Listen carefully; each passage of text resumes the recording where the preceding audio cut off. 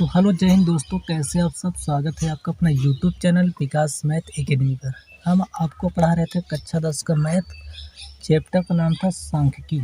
सांख्यिकी में आपको बताए थे कि हमें पढ़ना है 3 शब्द को। एक पढ़ना माध्य, दूसरा बहुलक, तीसरा माध्यिका। हम इन्हीं चीज़ को पढ़ेंगे।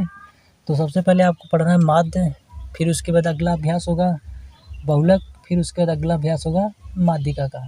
तो हम ये सब पढ़ने से पहले हम आपको बताए थे कि आंकड़ा क्या होता है और या फिर आंकड़े को हम किस तरीके से लिख सकते हैं। तो आंकड़े के बारे में बता दिए थे कि किसी चीज़ के बारे में जानकारी इकट्ठा करना ही आंकड़ा कहलाता है, अर्थात डाटा कहलाता है। और ये भी हम बताए थे कि आंकड़े को हम लोग 3 प्रकार से लिख सकते हैं। एक आपका होता है यथाप्राप्त आंकड़ा, एक होता है अवर्गीकृत आंकड़ा, एक होता है वर्गीकृत आंकड़ा। तो ये तीनों चीज़ों के बारे में डिटेल से चर्चा कर दिए थे। तो आज हम शुरू करने वाले हैं माध्य को। तो देखते हैं माध्य। तो माध्य को देखो 3 तरीके से निकाला जाता है, अर्थात माध्य निकालने के लिए 3 विधि होता है, 3 विधि होता है। तो लिख सकते हैं माध्य निकालने की विधि, निकालने की विधि। ये आपका हेडिंग है, माध्य निकालने की विधि। तो देखिए पहला आपका जो होता है माध्य निकालने की पहला विधि होता है जिसको बोला जाता है प्रत्यक्ष विधि। क्या बोला जाता है? तो प्रत्यक्ष विधि। इंग्लिश की बात करें तो इंग्लिश में बोला जाता है direct method, direct method.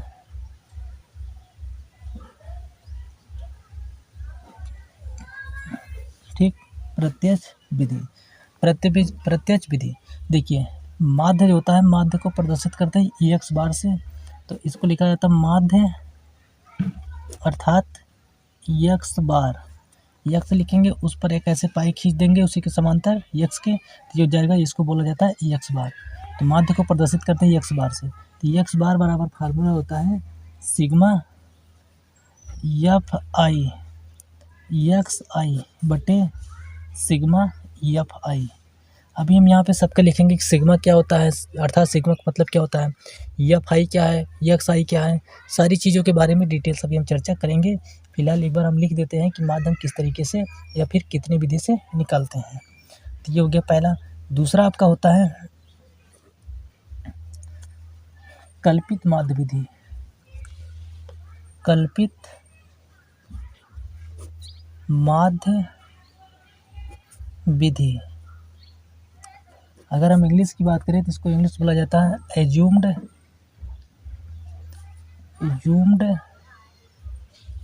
Mean method, mean method. ठीक, एज्यूम्ड मीन मेथड। इसमें देखो क्या होता है, माध्य अर्थात एक्स बार बराबर होता है ए प्लस एच, सॉरी इसमें एच नहीं रहेगा, एच अगले वाले में रहता है। तो ए प्लस, चलो लिख दो, A plus sigma F I D I upon sigma F I, ये होता है। तीसरा आपका होता है पग विचलन विधि। क्या होता है? पग विचलन विधि। ठीक, इसको इंग्लिश में बोला जाता है step deviation method, deviation method, method. ठीक, स्टेप डेविएशन मेथड तीसरा होता है। इसमें देखो माध्य बराबर क्या होता है, माध्य अर्थात एक्स बार बराबर होता है ए प्लस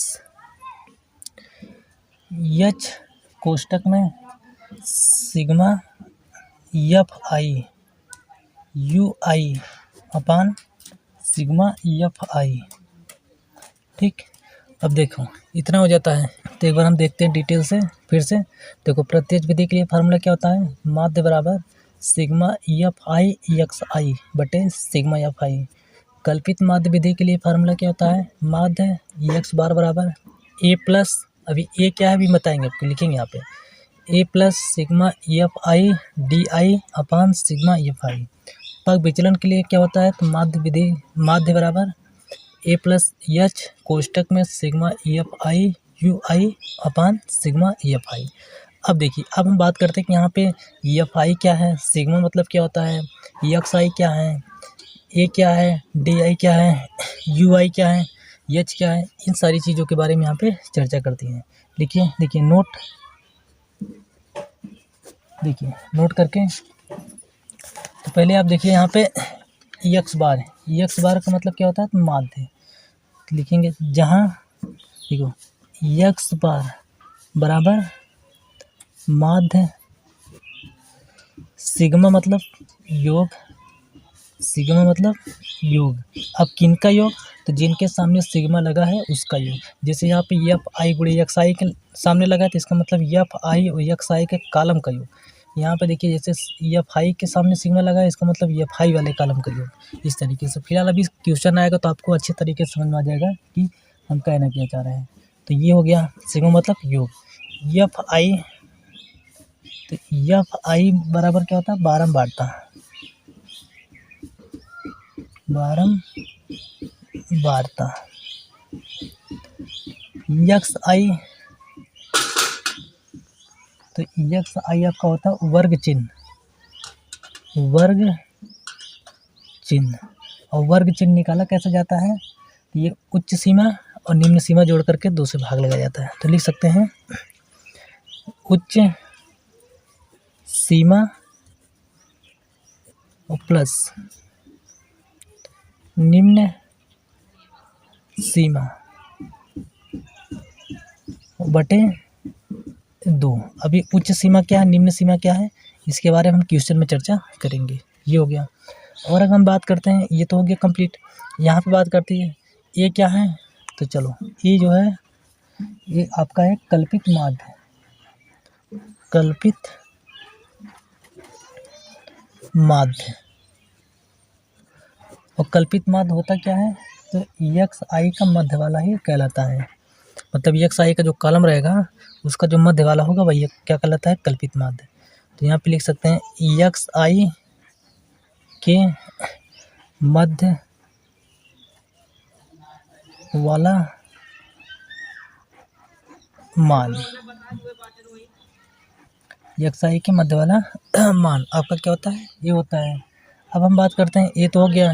अब देखो डी आई क्या होता है, तो डी आई चलो डी आई निकाल देते हैं, पहले लिख लेते हैं डी आई। देखो ये हो गया ना, एफ आई तो पता है, डी आई, तो डी आई आपका होता है विचलन। क्या होता है, विचलन। और ये विचलन निकलेगा कैसे, तो ये आपका निकला है एक्स आई वाले कॉलम से ए का मान घटाया जाता है, ये मतलब यही कल्पित माध्य। ये हो गया। और उसके बाद देखो ये तो कंप्लीट हो गया। यहाँ पे देखो ये तो पता है, एक्स बार पता है, एच इसमें देखो दिया है, एच जो है लिखे कि नहीं, चलो लिख लो, एच नहीं लिखे हैं। तो एच आपका होता है वर्ग माप, वर्ग माप, ठीक। या फिर इसी को लिख सकते हैं उच्च सीमा और निम्न सीमा का अंतर, उच्च सीमा माइनस निम्न सीमा, निम्न सीमा, ये होता है। अब देखो आपका क्या बच गया, एक बच गया यू आई। तो ध्यान से देखो यू आई क्या होता है, यू आई का कुछ अलग से नाम नहीं होता है, बल्कि यू आई निकाला जाता है। तो निकलेगा कैसे, तो निकलेगा आपका डी आई में एच से भाग लगा करके निकालते हैं, या फिर देखो डी आई कहाँ से निकला है, तो एक्स आई माइनस ए से, तो या फिर एक्स आई माइनस ए में एच से भाग लगा कर निकालते हैं। तो ये रहा आपका जो है मोटे मोटे तौर पे कुछ संकेतिक चिन्ह जो दिए था उनका मान लिख दिए। और फिर यहाँ पे ये एक बार फिर समझते हैं क्या होता है। देखो जहाँ पे एक्स बार का मतलब क्या होता है, माध्य, सिग्मा मतलब योग, एफ आई मतलब बारंबारता, एक्स आई मतलब वर्ग चिन्ह। अभी फ़िलहाल हम सबको बताएंगे, जब क्वेश्चन करेंगे तो बताएंगे कौन कैसे निकलता है। फिलहाल यहाँ पे ऐसे लिख लीजिए, इसको समझ लीजिए कि इसका मतलब क्या है, कौन क्या है। ये कंप्लीट हो गया। ए का मान क्या है, ए मतलब कल्पित माध्य, और कल्पित माध्य निकलता कैसे है, तो एक्स आई के मध्य वाला मान। और एक्स आई कैसे निकलता है, तो उच्च सीमा और निम्न सीमा जोड़ करके 2 से भाग या फिर आधा कर दिया जाता है। उसके बाद डी आई मतलब विचलन, विचलन कैसे निकलेगा, तो एक्स आई में से मतलब एक्स आई का जो कॉलम रहता है उसमें से ए का मान घटाते चले जाते हैं तो आपका डी आई निकलता चला आएगा। एच क्या होता है, वर्गमाप, वर्गमाप भी कह सकते हैं या वर्ग का अंतर कर सकते हैं। निकलता कैसे, उच्च सीमा में से निम्न सीमा को घटाया जाता है। यू आई क्या होता है, तो यू आई का कुछ अलग से नाम नहीं होता है, बल्कि ये निकाला जाता है कैसे, तो डी आई वाले कॉलम में एच से भाग लगाया जाता है। तो डी आई वाला कॉलम जो होता है उसमें एच से भाग लगा देते हैं, तो ये हो जाएगा यू आई। या फिर आपको एक्स आई माइनस ए में एच से भाग लगाएंगे, यही तो है ना ये। तो फिलहाल आपको इतना समझ में आया होगा। अब हम एक क्वेश्चन लेते हैं, उसके बाद हम हाँ एक पॉइंट और समझिएगा। देखिए हम लोग जो यहाँ पे माध्य निकाल रहे हैं, सीख रहे हैं माध्य निकालना, 3 विधि से निकाल सकते हैं, प्रत्यक्ष विधि, कल्पित माध्य विधि और पग विचलन विधि। तीनों का फार्मूला अलग अलग है, ठीक। लेकिन सबसे खास बात यह है कि जो माध्य आएगा सबका जो है सेम आएगा। सेम का मतलब सबका एक ही मान आएगा। जैसे मान लेते हैं आप कोई क्वेश्चन सॉल्व किए, प्रत्यक्ष विधि से अगर उसका माध्य आ गया, मान लेते हैं कि 50 प्रत्यक्ष विधि से, तो उसी को कल्पित विधि से भी हल करेंगे तो 50 ही आएगा। पग विचलन विधि से भी हल करेंगे तो 50 आएगा। कहने का मतलब ये है कि आपका विधि अलग अलग हो सकता है, लेकिन आंसर में कोई भी चेंज आपको देखने के लिए नहीं मिलेगा। तो इतना आप नोट करिए, क्वेश्चन के माध्यम से आपको अच्छे तरीके से समझ में आ जाएगा। तो अब शुरू करते हैं प्रश्नावली 14.1 को।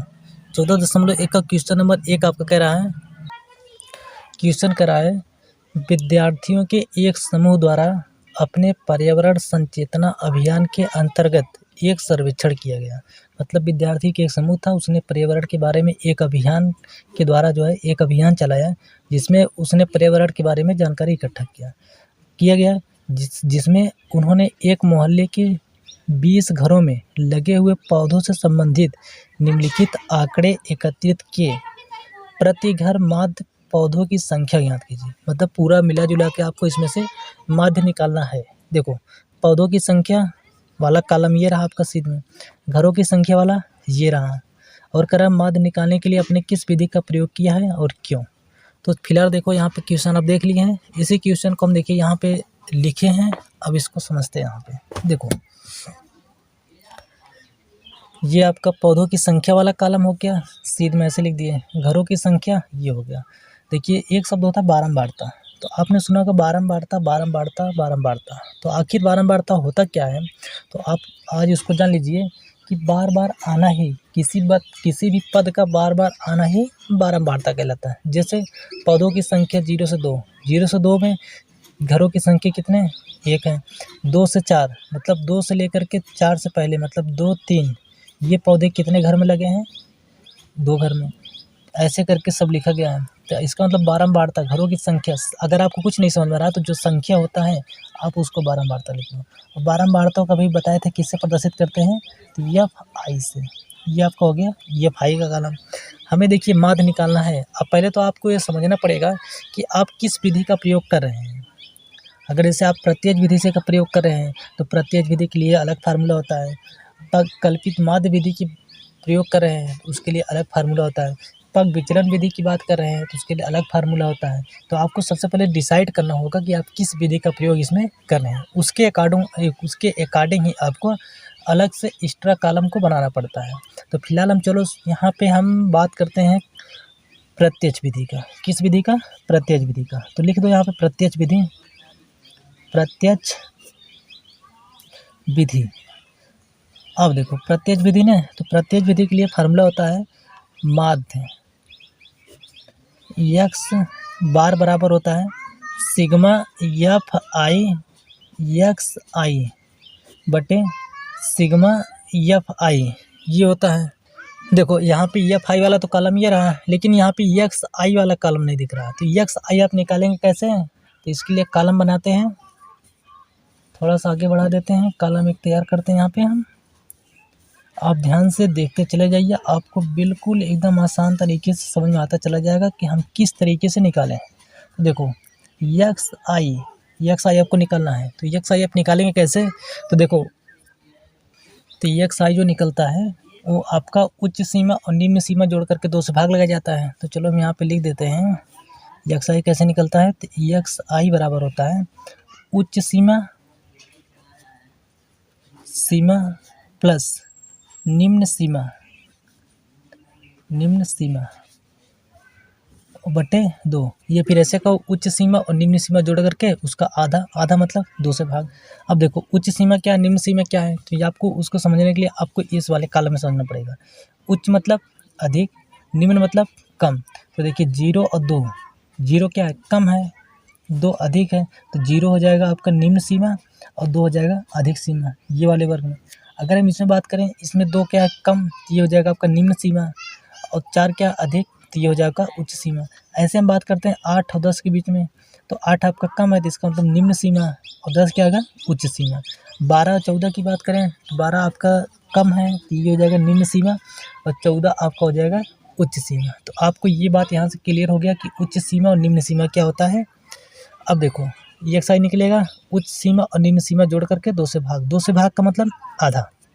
तो देखो निकालो, 0 और 2 को जोड़ो तो 2 ही आएगा, और 2 का आधा 1, 4, देखो उच्च सीमा 4, निम्न सीमा 2, 4 और 2 जोड़ेंगे कितना हो जाएगा, 6 हो जाएगा। 6 का आधा 3, अच्छा 6 और 4 10, 10 का आधा 5, 8 और 6 14, 14 का आधा 7, 10 8 18, 18 का आधा 9, ऐसे 12 और 10 22, 22 का आधा 11, 14 और 12 जोड़ेंगे तो ये हो जाएगा आपका 26, और 26 का आधा 13।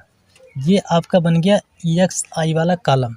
लेकिन अभी हमको इतने से सिर्फ काम नहीं चलेगा, हमको क्या निकालना है, देखो फार्मूला में एक्स बार बराबर सिग्मा एफ आई गुणे एक्स आई, मतलब एक अलग से कॉलम है एफ आई और एक्स आई का। तो अभी यहाँ पे एफ आई वाला कॉलम ये रहा, एक्स आई वाला कॉलम निकाल लिए, लेकिन इनके बीच में गुणा का चिन्ह है, इसका मतलब हमें एक एक्स्ट्रा और निकालना पड़ेगा जो कि इन दोनों का गुणनफल का रहेगा। तो चलो यहाँ से बना लेते हैं आगे। देखो देखिए अभी आपको थोड़ा सा ऐसा लग रहा होगा कि क्या बता रहे हैं, कैसे समझ में नहीं आ रहा है।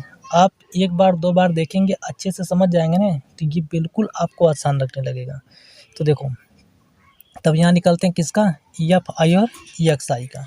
तो देखो एफ आई गुणे एक्स आई, इनके बीच में अगर प्लस होता, मतलब एफ आई प्लस एक्स आई होता तो हम इसको जोड़ते हैं, अगर भाग का चिन्ह होता तो भाग लगाते, अगर अंतर मतलब माइनस का चिन्ह होता तो घटाते। फिलहाल यहाँ पे किसका चिन्ह है, एफ आई और एक्स आई के बीच में गुणा का है, तो इसका मतलब एफ आई वाला कॉलम और एक्स आई वाला कॉलम क्या होगा, गुणा होगा आपस में। तो चलो गुणा करो, एफ आई वाला कॉलम ये रहा पूरा, एक्स आई वाला ये रहा, तो गुणा करो, 1 का गुणा 1 में, 1 1 करने 1 हो गया, 2 गुणे 3 6 हो गया, 5 गुणे 1 गुणे 5 5 1 के 5, 5 गुणे 7 7 5 35, 6 गुणे 9 9 6 54, 2 गुणे 11 22, 13 गुणे 3 33 39, ये इतना हो गया। अब देखो अब क्या करना है, सिग्मा किन के सामने लगा है, एक तो आपके लगा सिग्मा एफ, देखो सिग्मा किसके सामने लगा, एफ आई गुणे एक्स आई के सामने लगा है। इसका तो सिग्मा मतलब योग होता है, तो किनका योग, एफ आई गुणे एक्स आई वाले कॉलम का इनका योग, और सिग्मा किसके सामने लगा है, एफ आई के सिर्फ, तो एफ आई वाले कॉलम का योग। तो हमें निकालना है इन दोनों का योग। तो चलो योग निकालते हैं पहले एफ आई का। तो जोड़ो, देखो 1 और 2 3, 3 1 4, 4 और 5 5 4 9, 9 6 15, 15 2 17, 17 3 20, ये आपका आ गया 20 आ गया। ऐसे इनको जोड़ो, तो जब देखो जोड़ो, एक काम करते हैं, चलो जोड़ो, देखो 1 और 6 7, 7 5 12, 12 5 17, 17 4 21, 21 और 2 23 और 23 और 9 आपका हो जाएगा 32। तो 32 का हो गया आपका 2 हासिल 3 हो गया। अब देखो फिर जोड़ो 3 3 और 5 5 3 8 8 2 10 10 3 13 13 3 16 मतलब 162 आ गया। ये हो गया। तो ये किसका मान निकला है? तो ये आपका जो आया है सिग्मा एफ आई एक्स आई का, ये निकला है। और ये आपका सिग्मा एफ आई का निकला है। अब कुछ करना नहीं है, अब फार्मूला में उठा के रख दो। देखो तो सिग्मा एफ आई गुड़ी एक्स आई कितना है? तो 162 है। सिग्मा एफ आई कितना है? 20 है। अब इसको काटो, देखो कितनी बार में कटेगा? 2 से काटो, 2 धाम 20, 2 8 16 और 2 1 2। तो ये हो जाएगा आपका 81/10। जब इसमें भाग लगा देंगे तो ये आ जाएगा आपका 8.1।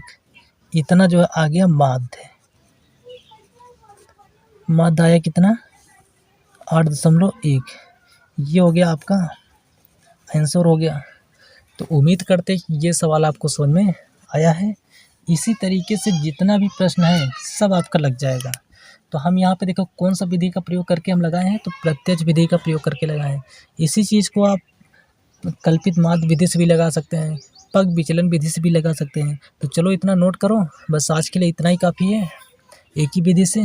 अगले वीडियो में हम समझेंगे इसी माध्य को अन्य 2 विधि की सहायता से कि किस तरीके से माध्य को निकालेंगे। एक पॉइंट और आपको बताए थे कि हम चाहे तीनों विधि में किसी भी विधि का प्रयोग करेंगे, लेकिन जो उनका माध्य आएगा सबका सेम ही आएगा। जैसे यहाँ पे प्रत्यक्ष विधि से हम निकाल दिए, कितना आया? तो 8.1 आ गया। इसी तरीके से जब हम वहाँ पे हम कल्पित माध्य विधि का प्रयोग करेंगे तब भी वही आएगा 8.1। पग विचलन विधि का प्रयोग करेंगे तब भी आएगा आपका 8.1। तो फिलहाल आज के लिए इतना ही काफ़ी है। फिर मिलेंगे अगले नेक्स्ट वीडियो में। तब तक के लिए जय हिंद। वीडियो अच्छा लगे तो वीडियो को लाइक करना, कमेंट करना और दोस्तों के पास ज़रूर शेयर करना। अगर नहीं समझ में आया होगा तो एक बार वीडियो को फिर से रोक करके अच्छे तरीके से देख लेना कि किस तरीके से हम चीज़ों को निकाले हैं और एक एक चीज़ों को समझा के।